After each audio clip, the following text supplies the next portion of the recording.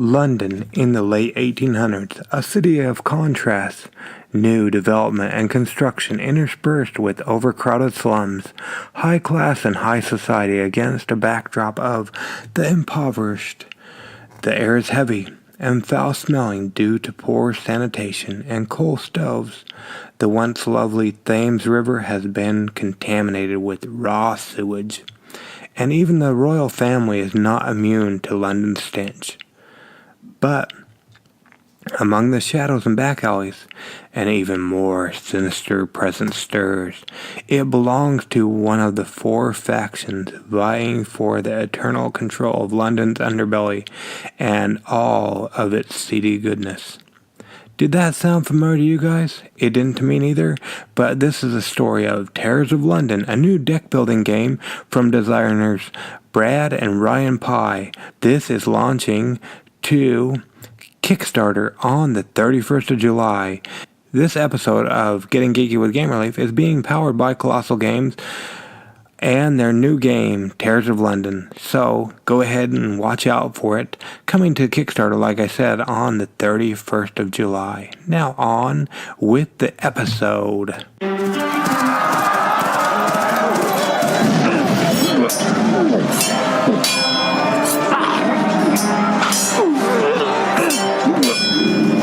Getting Geeky with Gamer Leaf, the podcast in which one man strives to level up his geekhood and helping you do the same, one battle at a time. Now, let's get geeky with Gamer Leaf.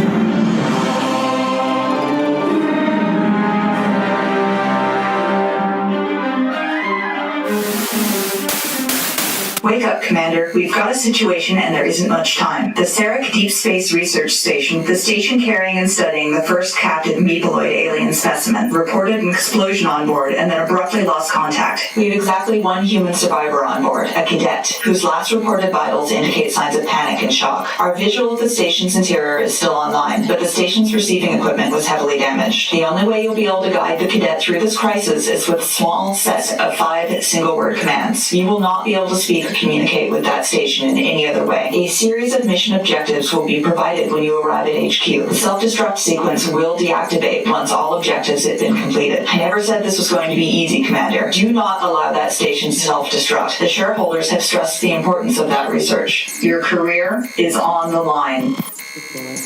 Hello? Hello? Is someone there? Northwest. Huh? These are out of order. Self-destruct sequence activated. Oh no. Countdown beginning. Well, this is what you trained for. Are you up to the challenge, Commander? Did that sound familiar to you guys? It didn't to me neither, but this is a story of Incoming Transmission, Cooperative Sci-Fi Pixel board game, the story of that, and tonight we're lucky enough to have on the creators and masterminds behind this great game that's currently on Kickstarter. Is that correct? Is that how you guys fall into line with the publisher and designer? Is that right? Yeah, that's correct. Absolutely. Okay, awesome. So who is who? So when people hear us talking, they don't get us confused. Yeah, my name is Ian Stedman. I'm the co-owner and chief creative officer at Magic Meeple Games. And I am Michael Lipton. I am the designer of Incoming Transmission. Okay, awesome. Thank you so much for y'all joining us on Getting Geeky with Game Relief tonight. Oh, thank you. Yeah, glad to be here. No problem. We appreciate you coming on. So before we get into what is incoming transmission and everything, great. Let's rewind a little bit if we could. We don't have to go back too terribly far, of course, unless you guys were born into tabletop board gaming. But how did you guys get started into playing tabletop board game? Maybe we'll start with you, Michael, and then Ian afterwards. Sure thing. So I came from a game playing family. I grew up playing cards like hearts and spades, and then slowly into a few board games here and there. Always had little games that we were always playing with my brother. And as I got older, actually, my brother was one of the reasons why I kept getting into the hobby gaming. He was really into it, and his friends were into it, and I liked hanging out with him. I got into the hobby gaming with my brother. I wanted to hang out with him and his friends. It was a fun way to spend some time with him, and just kind of got into that. It's now become a pretty big part of what I do and what I enjoy. Oh, okay. So was there a certain game that, I know you said you changed over from like Hearts and the different card games to get into hobby gaming. Was there a certain game that you first played with him that you remember? Really, it started off with Dominion. That was a regular game at their game night, and one of our friends who hosts it is a completionist. He has to have every single expansion of every game he ever plays. So it was every time we played a completely different game with that one, and that got me kind of into the idea of all these different ways of playing games, not only new ones, but even the same ones of new ways of going about it. Oh, boy, I've yet to play Dominion, but my wife is a completionist of some sorts, and we haven't even necessarily played all the games, but we try to get all the expansions to the different games, so I kind of understand. Absolutely. So awesome. What about yourself, Ian? How did you get into tabletop board gaming, or were you born into it? I may as well have been born into it. When I was about 5 or 6 years old in the late 80s, my father had taken his Atari 2600 out of the attic and set it up to play and show me, and I was hooked on it. And to divert me away from that, he put Monopoly on the coffee table and taught me how to play that. And that just made things worse because I was now a fanatic for both. And I think that kind of shows through in what I do now. But I mean, I think by 6 or 7, I was playing Monopoly like all the time, and that's all I wanted to do. But it wasn't really until college that I discovered that there were games outside of what you might call like the toy store game realm. And then that was just it for me. I was gamer for life. Okay, awesome. And did you continue to play the Atari, or? Oh yeah, I still love video games to this day. I still play the old classics when I can. I just got one of those NES classics since they got back in stock at Amazon, and I'm loving it. My kids are having fun with it too. Yeah, I was so excited to get that. I guess my wife was telling me that they were getting them. We were talking about it one day, and luckily I was able to call the GameStop and run over and grab one. I guess it was my late Father's Day present. Yeah, and I'm loving that too. They're great. Except the controllers. Do you have a problem with the controllers? If I recall, I don't know, maybe my memory just shot. I know it shot on other things. But the controller cords, they were a lot longer growing up. Were they, or were we just smaller? Oh, yeah. The one that comes with this is comically short. I think I measured it about 24 or 26 inches, and that's just silly. The original ones, I think, were a good 6 feet. Yeah, that's what I remember. I remember them being a lot longer, that we could sit back. I could sit back on the couch and people could still walk past. And this one, it's like horrible. That's the only complaint I have. Do you have a favorite game on the classic NES, Ian? Oh, classic NES has got to be Zelda 2, Adventure of Link. I'm definitely in the minority, but that's my favorite Zelda game. Oh, there you go. Yeah, I think I tried to play all of them, but yeah, I've been lately trying to beat Mario 2. That's been my hang up. Oh, good. That's a good one, too. There you go. Awesome. What about yourself, Michael? Did you get one of those, or did you ever get into Nintendo or Atari or anything like that? I had them back in the day when they were kind of the new thing. I've been always one who's tried to have the new consoles and the new games. I love the classics, but as far as the Nintendos go, that's been a back in the day type situation for me. Yeah, that's what my kids are always giving me a hard time, like back in the 1900s. They call me pretty old. So, yeah, about Atari, I found out, I don't know why I didn't see it before, but on Facebook, it was the last day of their campaign, but I guess Atari's launching, they're making a new system, and it was the last day of their campaign. I saw a Facebook ad that said they were doing something on Indiegogo to fund their newest system or whatnot. Oh, that's neat. I heard or read an article recently, well, I say recently, but probably about a year ago now, that they were flirting with the idea of doing that. Yeah, it was like a 30-day campaign, and then I don't know why I didn't see it before, but like an ad popped up the last day. It was already well overfunded, and unfortunately I didn't have the $300 or $400 or whatever they wanted you to throw at it, so hopefully it'll come to stores too. Wow. Well, I hope that works out well for them. That'd be exciting. Absolutely. Yeah, that'd be awesome. So, let's see here. And what about your city? So it was Monopoly, and then Atari and Monopoly for yourself, Ian. What about getting into the classic ones? When did you break away from was there a certain game that broke you away from the toy store games or whatever you call them? Yeah, my first encounter with a game that was kind of outside of the Hasbro Parker Brothers line. I picked up the Warcraft board game at a shop in my local mall. And a friend of a friend had seen it on my shelf and said, "Oh my gosh, you have to come to this game store." And it was a true hobby-friendly local game store. And from there, I had my first experience with Catan, and that game blew my mind. That game was really fun when I played it for the very first time. Cities and Nights especially. I loved it. So I grew up playing card games, spades, hearts, sorry, and the like with the family. Just was a fun thing to do, good way to keep us from watching TV and actually interacting with people. And as I got older, my brother got really into hobby games, actually. And so he tried to get me into that, and it was fun. I'd go with him to his game nights, hang out with his friends. They became my friends as well, which is pretty cool. And the big game that I think really got me into all of this, though, was Dominion. That was completely different than anything I'd ever played before. Deck builder, never even heard of the concept. And because a friend of ours was a completionist, he had to have every single expansion that was out there. It was every single game we played was completely different with new rules, and really threw me in the deep end. But I seem to be able to keep my head above water, so I've been playing those hobby games ever since. Awesome. Yeah, I'm a big fan into deck building, and I kind of understand a little bit in the completionist, as my wife is one.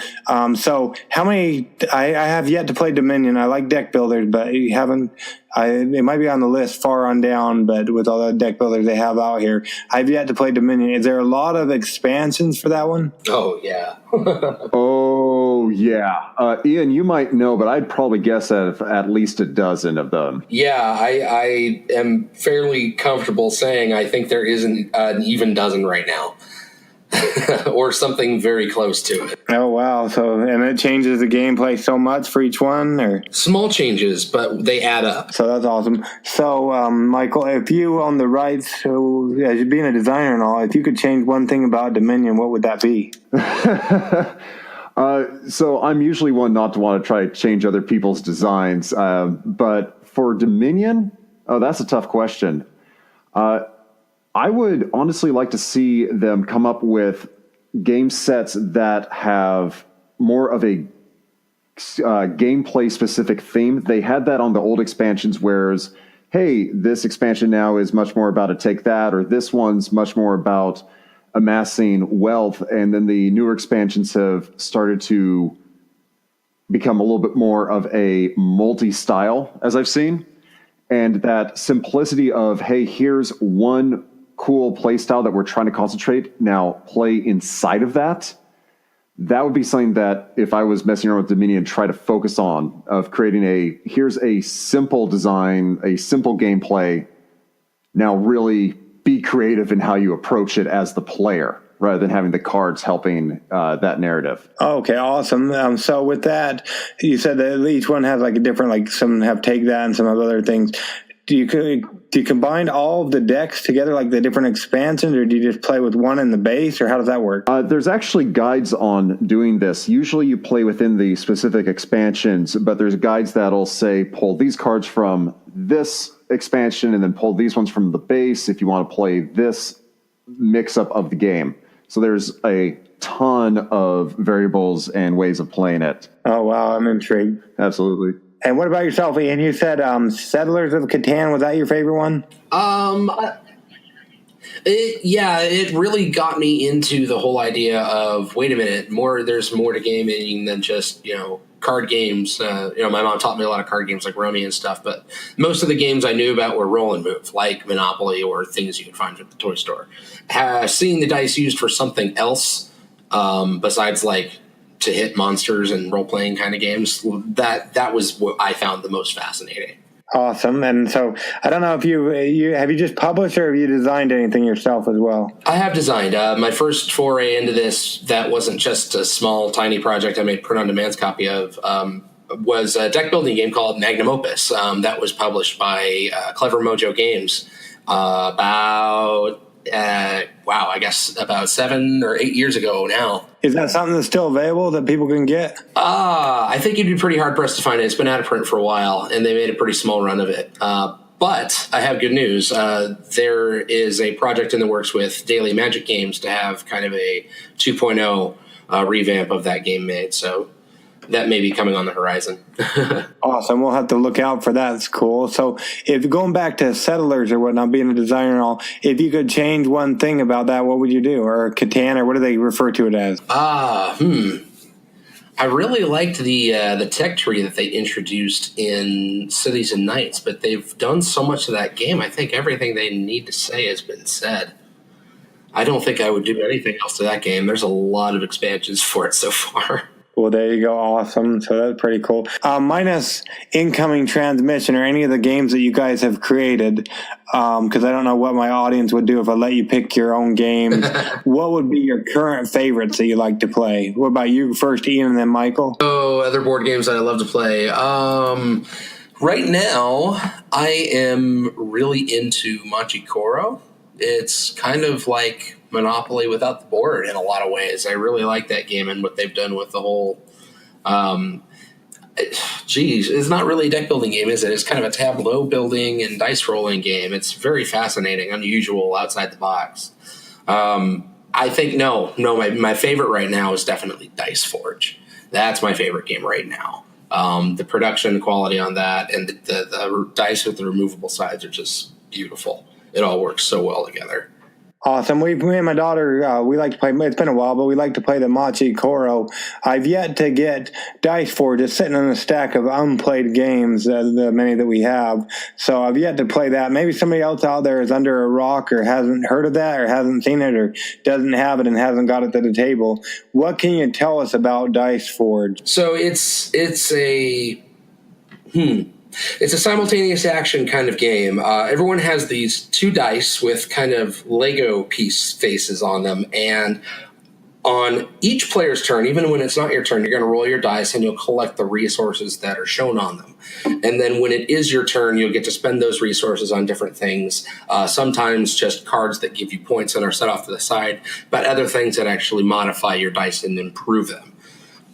And it's played to a certain point total, I believe, or no, it's 8 rounds or something like that. Very short game, very concise, and it's incredibly well designed. I think it's by the same fellow that did Seasons, as a matter of fact. Yeah, I believe so. Seasons is one of our favorites that we've played quite a bit of. And so you say simultaneous action or whatnot. I don't know if I don't think I've ever played one of those games, but I want to say I've seen one recently. I saw the Unfiltered Gamer sitting down to play Lucky Duck Games. They have a new game on Kickstarter currently called Jetpack Joyride, where it looks like they all are doing the same. They're doing the same thing at the same time, and then afterwards they go and count the points or whatnot. Is that kind of what the simultaneous actions is? It's not so much that as on every single player's turn, even when you don't have a decision to make, you're going to roll your dice and get to collect things from it.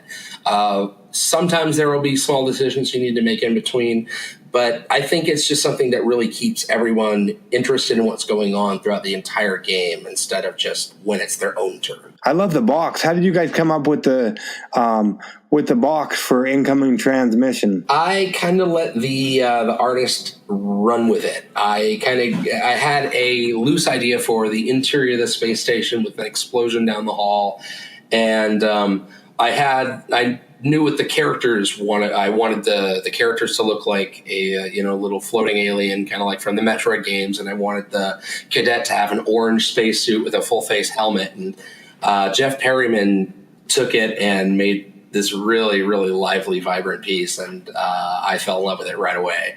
Am I right that it reminds me of a Super Nintendo box? Yeah, that was the idea. This went back with our second published game, Fire of Eidolon. We gave that the super nano treatment and made it look like a classic video game on the inside and the outside, and it was received really well.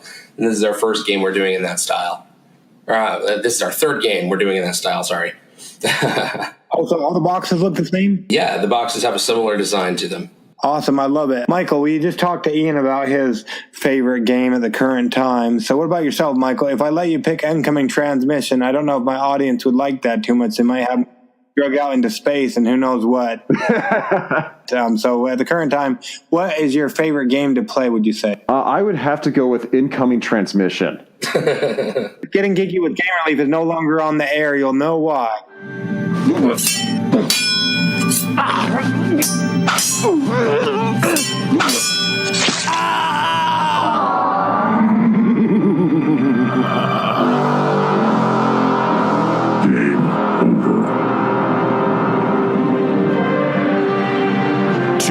next week to see if Gamer Leaf and dreams are respawned. Wait, don't turn off the episode. I actually fooled you. The episode's not over, we're just beginning. I do let Michael pick a new game besides Incoming Transmission, as well as we'll go ahead and talk about Transmission.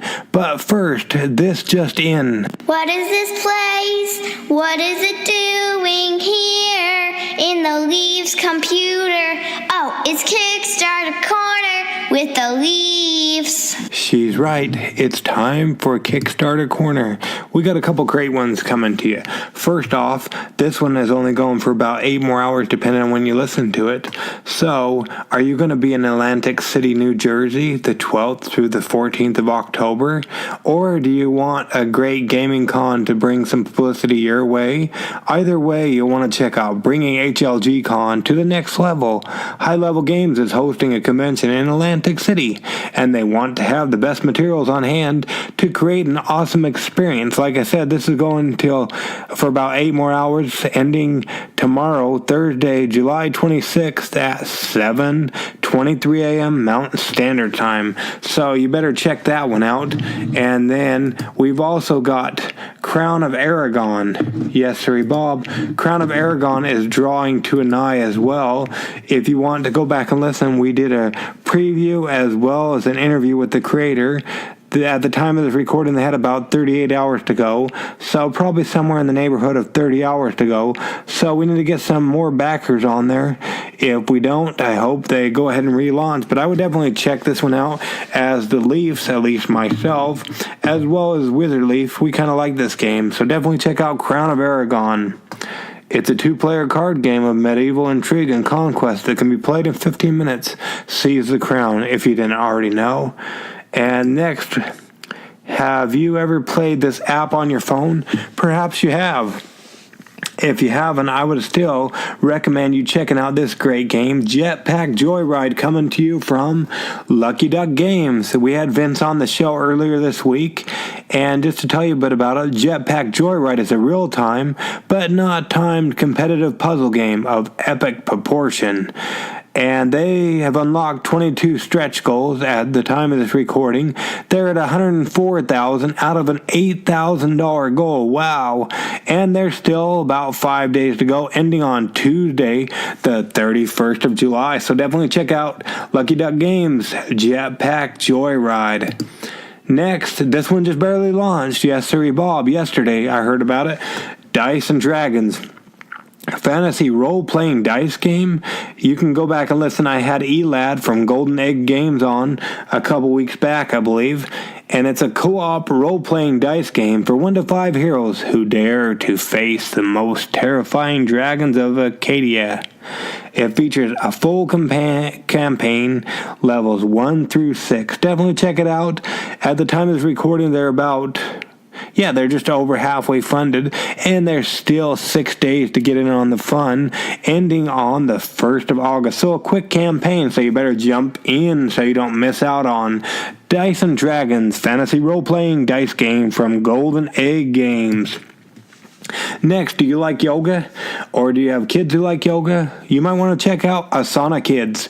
Learn yoga and mindfulness while playing. Do yoga poses, align the crackus, help the princess to get rid of their bad emotions before they block them.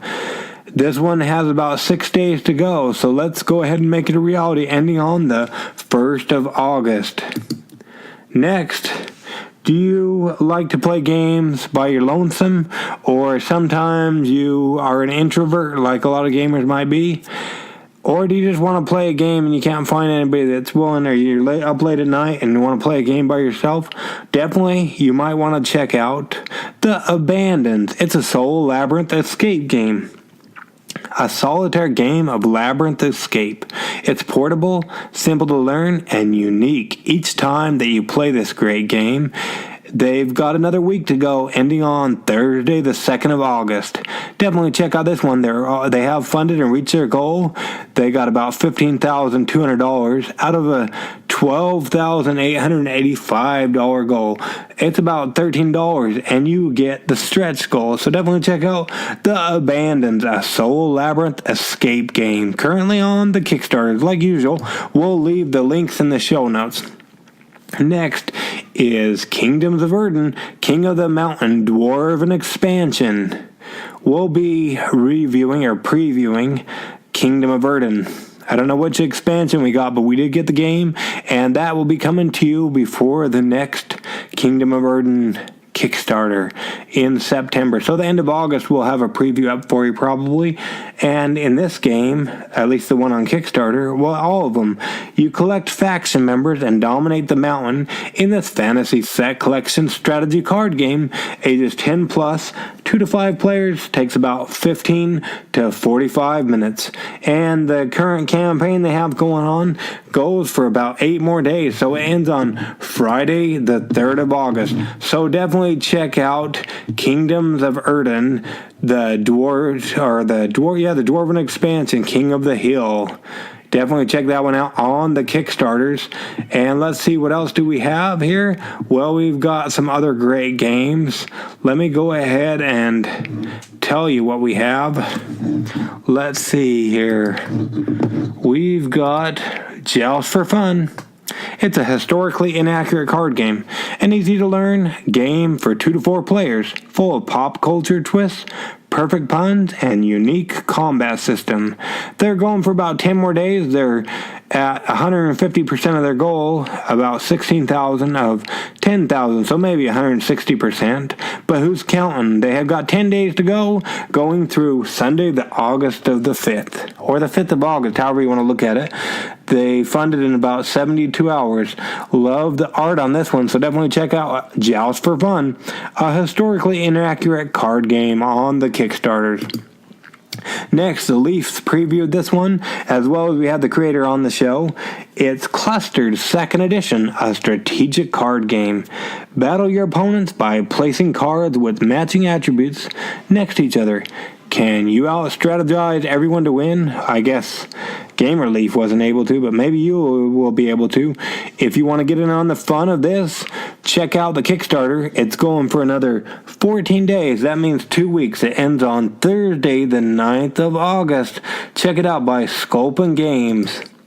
Next, well, we just had these guys on the show, so stay tuned as we talk about Incoming Transmission with Ian and Michael, as well as Michael's favorite game as he tried to take the easy way out, picking Incoming Transmission. So just give us a couple minutes. We got 2 more games to tell you about, and then we'll get back to your interview.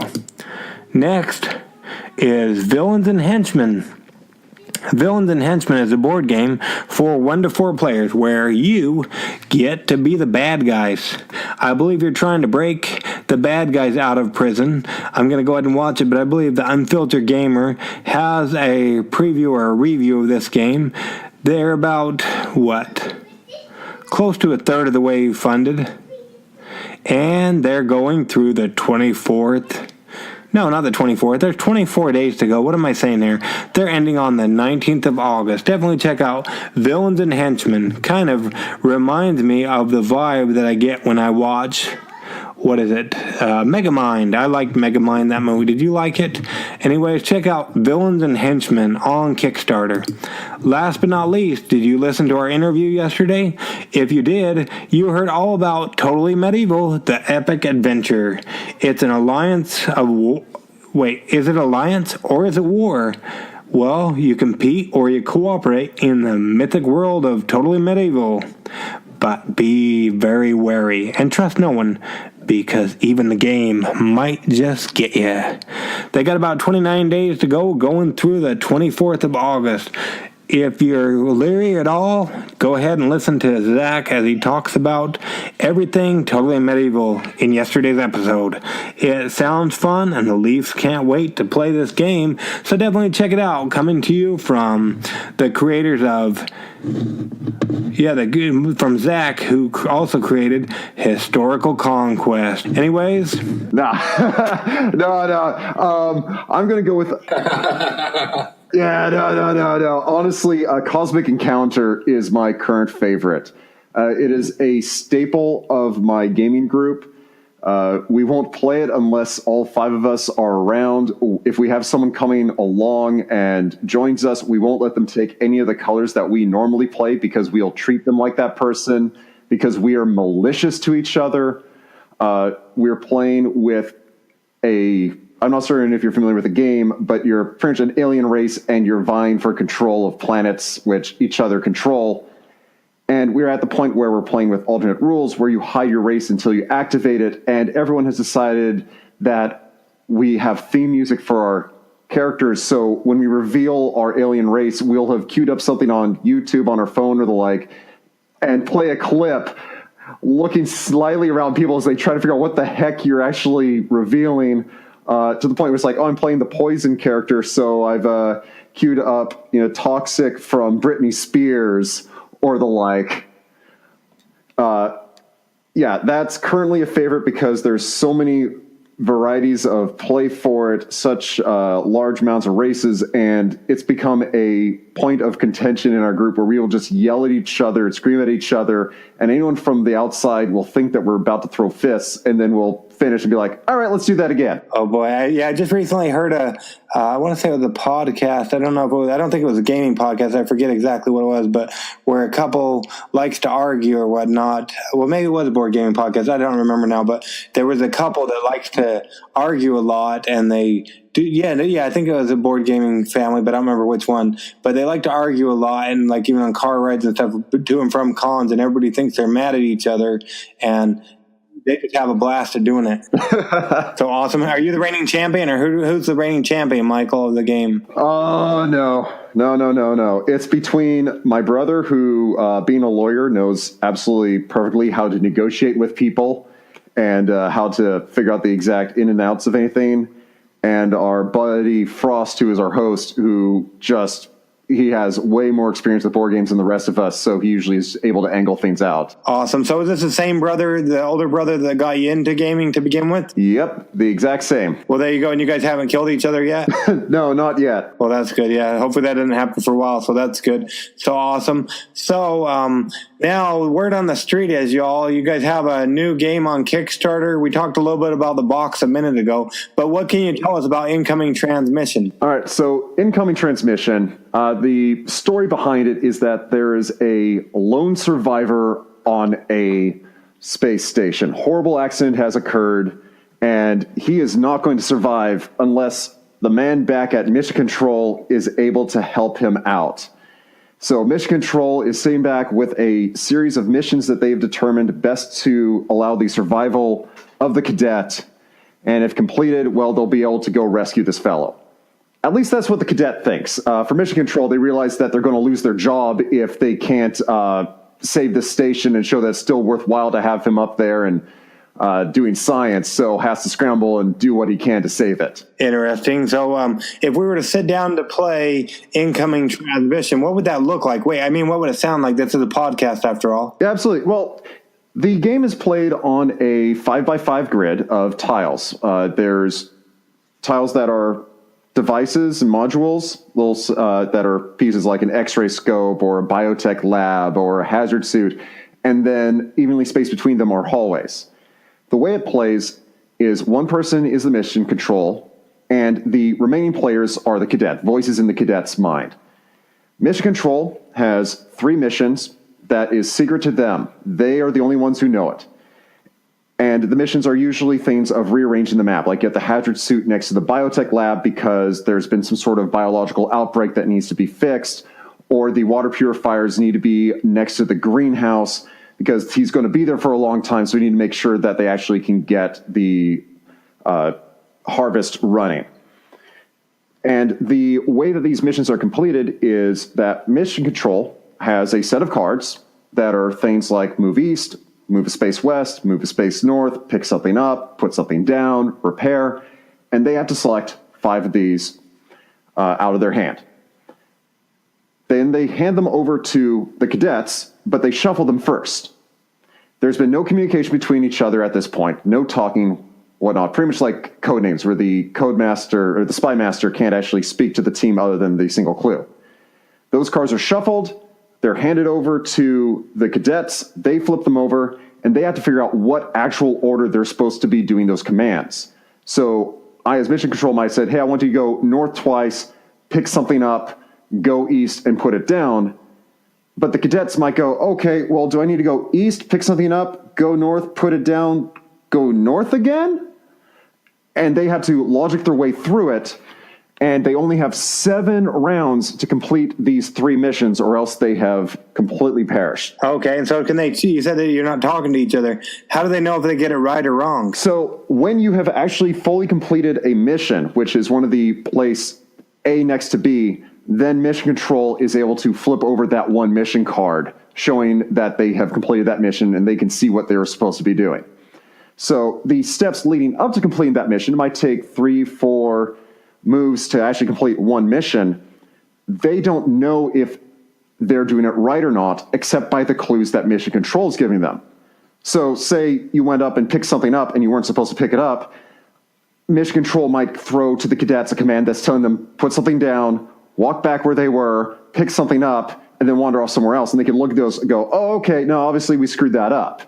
So there's a little bit of a get in the head of the other person and kind of a logical figuring of, okay, where are my clues on this? How can I figure out if I'm doing things right or wrong? Okay, that sounds awesome. So when you guys, how did you guys get together to start working on this together as a designer and a publisher? So this is a fun little story I had. My brother actually, the same brother I spoke about before, met with me at our local tap house, and he said, hey, you know what? I've got a great idea for a game. And he gave a general premise of this mechanic. And I thought, wow, that sounds really cool. And the next day, I was going to be driving down to Los Angeles to meet Ian for the very first time. And I went, well, before I go there, I'm going to cut out a couple pieces of paper and make a quick prototype of this. And actually, I think, Ian, when you met me first, I was sitting in the lobby of the hotel, cutting out pieces of paper and sleeving them with my wife, Katie. And you were like, oh, what's this? I'm like, oh, this is just another game that I just came up with. It's 1 day old. You can take a look at it, though, just for fun while we wait for Trish to show up. And, ran you through a quick game down in the gaming area. And was that the time you showed me Fire of Eidolon, which we ultimately signed and then published? That was one that we had already gone, hey, we're signed on with this. But this is our first, face-to-face, okay, let's really play this through. Yeah, you had a demo on your desk for a while of Fire of Eidolon. And this was hey, let's actually officially sign things at this convention. But I think I recall Trish looking at you after playing Incoming Trish and going, we need this one. We need this one too.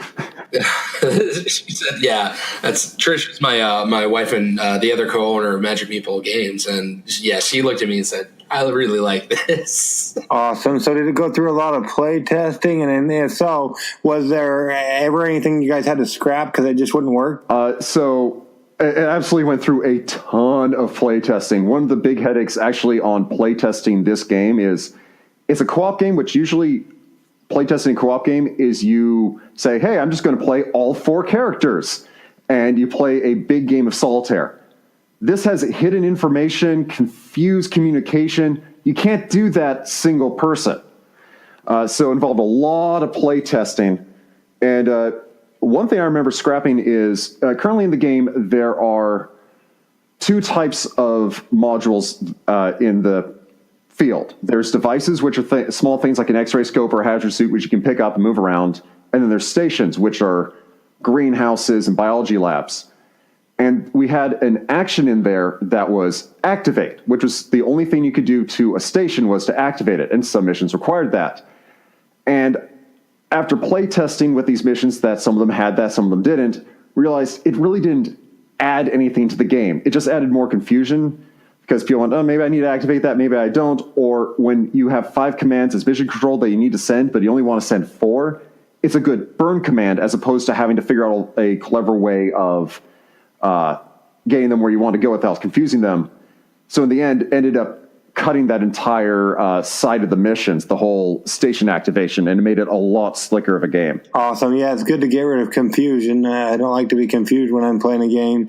But so awesome. So when it comes to incoming transmission, what would you guys say? I don't know if you have the same answer or different answers, but what would you say makes you the most proud when it comes to this game? Ian, do you have I think I know what I want, but I've been chatting a lot. Yeah, I'll go first. Yeah, how simple and clean it turned out to be. We kept trying to add more things to the game, like the activate action. That was just one of a handful of other verbs that we had attempted to try and shoehorn into the game, and we really discovered the meaning of less is more. The way it just came together in its simplicity was really beautiful, and trying to find extra things to bring to that game that actually made it better and didn't distract from that core was really challenging. And the stuff we did find to do that, we're really happy with. Yeah, I had to say, when we were looking at things to add on, I think, Ian, you and I both had a rule with each other, which was hey, every time I bring something up, make sure we ask each other, is this still the core of the game? For me, for what I find the kind of proud moment for incoming transmission is watching people play it and seeing the very nuanced frustration from Mission Control, who looks like I've seen games where I thought Mission Control was going to jump across the table and strangle the cadets because they just didn't get what they were trying to tell them to do. And that frustration, which is what I wanted. I wanted this fun frustration. And actually, I think it was the second game Ian ever played. We were at that convention. I ran Ian through as I was Mission Control and he was the cadet. And then Trish showed up and Ian said, hey, I'll give Mission Control a go. And Trish played. And I'm watching and Ian is running Trish through this. And I have no idea what the missions are. But at one point, Trish lays out her cards, goes, okay, I'm going to move the cadet and do this. And Ian sits there, takes off his glasses, rubs the bridge of his nose with his eyes closed, goes, okay, I think we still can do this, puts the glasses back on and keeps going. And that is, for me, that is the game. Oh, yeah, I remember that. Cool, there you go. So that's awesome. Now, per se, awesome. Now, per se, somebody's fallen asleep. It wouldn't be because of you guys or your great game. It'd probably be because of me and my podcast. Let me check and see. At the time of this recording, we're going into the 7/14/21. We're starting about let's see, 7/14/21. Yeah, we're starting the 3rd or 4th week of July coming up here. And since the first of the year, we've already released 119 episodes. So sometimes they get a little tired of hearing me drone on and on. So sometimes they fall asleep. And it's neither been confirmed nor denied. So I'm going to keep going with it until I get told otherwise. So now they're suddenly jolted awake so they don't hit that oncoming traffic. Why should they take a chance on incoming transmission, cooperative sci-fi pixel board game, especially with all the other great games that are currently on the Kickstarter? So this, for me, is an amazing co-op game that works both great as a 2-player game and also as a party game. This is a wonderful game that you can introduce people to and have a mix of skills. So say I've been playing this a bunch and I'm incredibly good at one side and I throw in someone who is new, I don't feel like I'm being hurt by this. I can adjust the game for that and both of us can still have a really big experience. So it has all great add-on extra people feel to it. It keeps it fresh and also has just that great, wonderful puzzle, logical deduction sense to it that when you get it figured out, you feel like you are just key in on your friend and you're right there mentally and it's just a great feeling. Awesome. Do you have anything else to add with that, Ian? Yeah, absolutely. Incoming Transmission, like all of our products, is a game that it's a product that we designed to last. I got into this in the first place because the condition and quality of the games from the toy stores was just not enough for me. The flimsy boxes, the flimsy games, the flimsy components, the flimsy rules. And we wanted to do better. And we think we've really made that happen. We're shooting for the extra thick box, the extra thick tiles, the extra large pieces, and our rule books are very well designed. Matt Arnold did a great job with the Overworld rulebook, and we're going to work with him again on Incoming Transmission, and it's come together just so beautifully and so well. If I can just add one more thing, sorry. As I was saying, hey, here's the great things about it. My wife came over and went up, and scribbled down some notes for me. We are forgetting, one big important thing, the interactive game. We're actually playing the game with all of our backers on the Kickstarter campaign. Oh, yeah. We've got that going on. And really, the great thing about this game is because it's a random setup and you random deal the cards and just the way everything's put together, it's very, I know it's cliche, but it's different every time. There's a high level of unpredictability, which is especially with different people because you don't know how their brains work. So that, it's a fun way of figuring people out. But as you're saying, Ian, we've got that interactive campaign. About 300 of our backers responded on the last one. I believe the numbers came in at. So wow, nice. We're getting some action there, and everyone who joins the campaign will get an opportunity to be a voice in the head of the cadet and make the decisions that we're actually writing a narrative for every chapter as well. So it's been a lot of fun so far. Awesome. Cool. So, and I would say when we were talking about the box, for myself at least, because I've never played Incoming Transmission, I would say back even for the box, and then there's another thing. What about the pixelated meeples? What can you tell us about those? Yeah, this is something we tried with our previous game, Overworld, and we're kind of taking it to the next level. The Overworld bits were very small. We want the laser cut meeple for the cadet, and possibly the meeploid, if we reach that stretch goal, to be a big, chunky pixel cut with the sharp edges, and we're really excited about the samples we've seen so far. Awesome. Yeah. So at least if you're listening right now, you have about a little bit less than 3 weeks, between 2 and 3 weeks to go ahead and jump on and at least check out the campaign. We'll leave all the links in the show notes so you can go ahead and look at that at least. So yeah, for sure. And I don't know if you've guys gotten to listen to any of the podcasts since you started. I know you've been pretty busy with the campaign and all, and that's okay either way. But the next portion of our podcast is called Adventures in Application Acquisition, where we talk about an app, be it for your cell phone, your computer, your tablet, or even a video game. And it doesn't even necessarily have to do with tabletop board games or space or anything like that. Is there an app you guys use a lot of that we can talk about for a moment? Maybe we'll start with you, Michael, and then jump to Ian. Sure thing. So the big one for me actually is it's not a small app, but it's actually a full program, which is Tabletop Simulator, which is on Steam. And it's supposed to be so you can play games and standard games with everyone, but we've actually been using it exclusively for play testing, demoing, doing our demo videos, and also allowing people to try the game out before they even get it. I mean, we have a link to the finish on the Steam Workshop. So if people want to come by and they have Tabletop Simulator and they want to give it a go, they can do it even there. And it's a great tool. It's a wonderful thing to have. Awesome. So if you own the rights to Tabletop Simulator, what would be one thing you would do to fix it or make it better? I would probably do a UI overhaul. There's some interesting user interface choices made as far as snap positions and card dealing and the like. Few things that can sometimes make it not quite as organic of a feel as you might like as having it in front of you. That being said, it's the sins of that is greatly washed aside by the ability to do things like rewind if you happen to do something wrong, or do save states if you're in the middle of a game and then someone has to run off for a while and you want to pick it back up. Awesome. So we try to make a green podcast around here. So if any of the creators or anybody that has anything to do with updates and whatnot from Tabletop Simulators that were listening, you heard it here first on Getting Geeky with Game Relief, what Mike would do to make that better. What about yourself, Ian? Is there an app you use a lot of that we can talk about for a moment?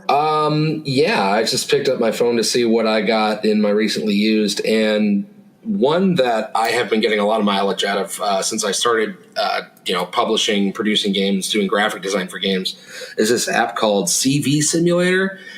And what it does, it's a CV for color vision, chromatic vision simulator, and it activates the camera.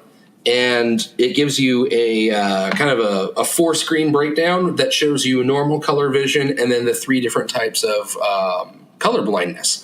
And I use that to look at all of the components I'm working on to make sure that somebody with one of these color vision conditions can still determine which side is supposed to be, one versus the other, versus them both looking orange or both looking yellow. Awesome. That sounds really cool. I don't know that I'm colorblind. We have bad lighting in our house, but whenever we get Splendor out, my kids like to play that, and I really enjoy it. But I have a hard time distinguishing, I think it's between the blue and the green, and the shape kind of looks similar to me, and so I have a really hard time with that. Yeah, that's pretty common. The shapes on the coins, they did really nicely help with that. So it's just things like that help me identify, wow, this is going to be really, really difficult for some people to read, and helps us kind of clean that up. So if you own the rights to that, Ian, what would be one thing you would do to fix it or make it better, do you think? It does everything it needs to do, and it's free. So I'm stuck on that one. Well, there you go. So I guess Ian likes it unless you guys start charging for it. So that's awesome. Yeah. Now, mine is coming to you guys' hometown to stalk you. How would people go about keeping up with what you guys have going on with incoming transmission or upcoming games and whatnot there at Magic Meeple Games? Lots of ways to follow us. You can reach us on Twitter at Magic Meeple. We're also on Facebook.com/Magic Meeple Games and on the web at MagicMeepleGames.com. Awesome. We don't want to keep you all night, but we really appreciate you all coming on Getting Geeky with Game Relief with us tonight. Thank you so much for having us. It was a pleasure. No problem.